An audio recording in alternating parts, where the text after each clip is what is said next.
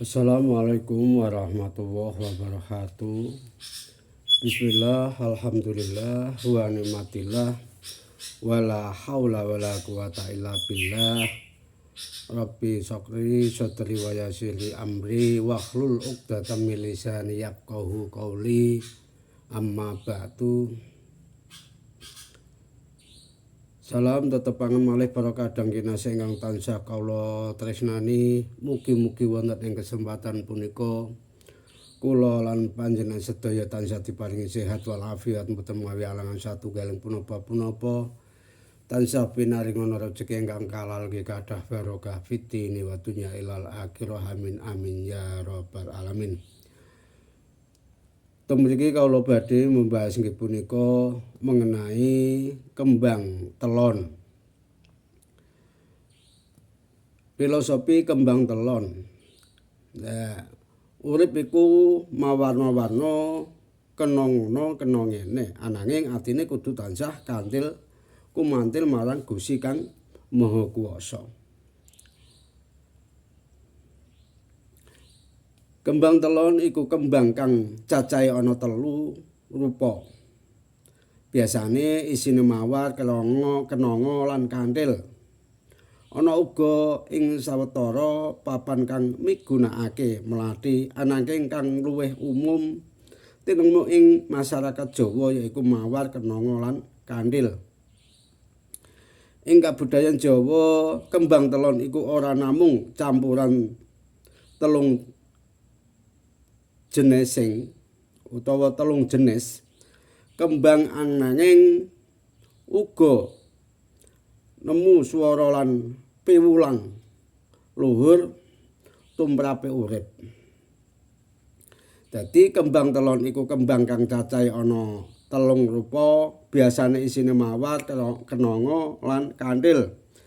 Ana uga sing sawetara papan kang migunakake mlathi ananging kang luwih umum tinemu ing masyarakat Jawa yaiku mawar, kenanga lan kanthil. Lah ing kabudayan Jawa kembang telon iku ora namung campuran 3 jenis. Lah kembang telung jenis kembang ananging uga nemu swara lan piwulang luhur tumrape urip. Lah kembang telon iku dadi sanepa ing lakuning urip menungsa yaiku mawar iku mawarna-warna, tegese urip iku maneka warna sifat, laku lan kahanane. Ya kenanga iku kena ngono, kena ngene. Ateges sajroning urip manungsa diparingi kamardikan anggone nglakoni urip kanthil iku kanthil kumantil tegese tansah nyantol lan gandeng marang Gusti Pangeran yaiku Allah Subhanahu wa taala. Mula kembang telon iku ngemu wewarah urip iku mawarna-warna kena ngono kena ngene ananging atine kudu tansah kanthil kumantil marang Gusti Kang Maha Kuwasa yaiku Allah Subhanahu wa taala. Lah pimulang iki dadi pepeling yang menungsa iku kudu tansah eling marang Gusti Pangeran. Ing ngendi wae papan lan saben apa wae laku ing uripe senajan diparingi kamardikan anggone nglakoni lan milih dalan uripe dhewe-dhewe lan ngadepi kahanan kang mawarna-warna gingsil gumanti kahanan kang mawarna-warna gingsil gumanti nanging atine aja nganti adoh sangka Gusti Pangerane. Kudu tansah kumantil nyuwun pitulungan lan pengayoman supaya ora gampang kegawa dening owah gingsile kahanane donya. Lah senajan urip kebak warna, godha lan pacoban, nanging ati iku kudu tetep jejeg, eling lan kumantil marang Gusti Kang Maha Welas Asih.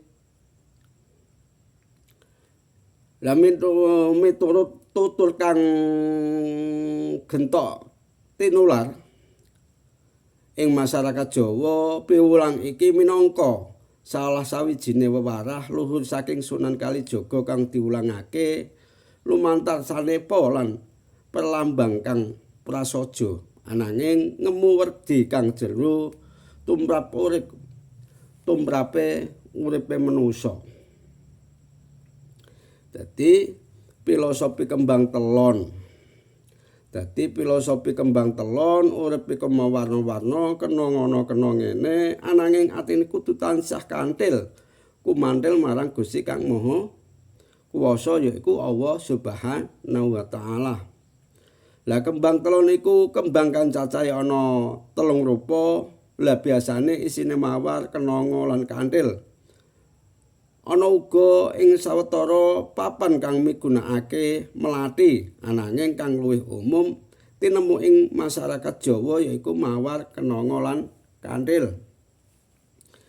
Lah ing kabudayan Jawa kembang telon iku ora namung campuran 3 jenis kembang ananging uga nemu surasa lan piwulang luhur tumrape urip.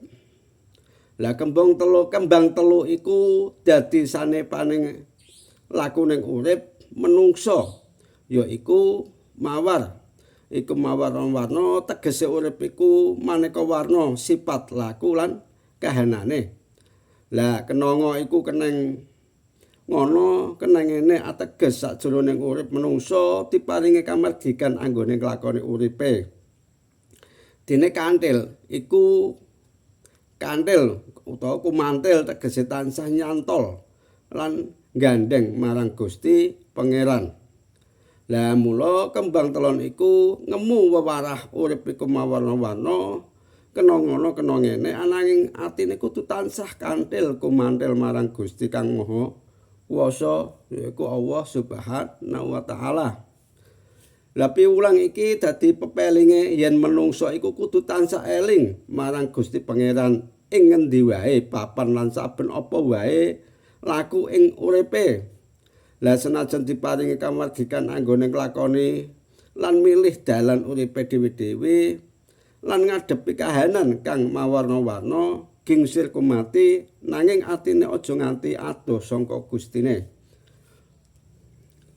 Lah pitulungan lan pengayoman supaya ora gampang kegawa dening oweh gengsiring kahanan donya senajan urip iku kebak warna godha lan pacoban nanging ati kudu tetep jejeg eling lan kumantil marang Gusti Kang Maha Kuwasa.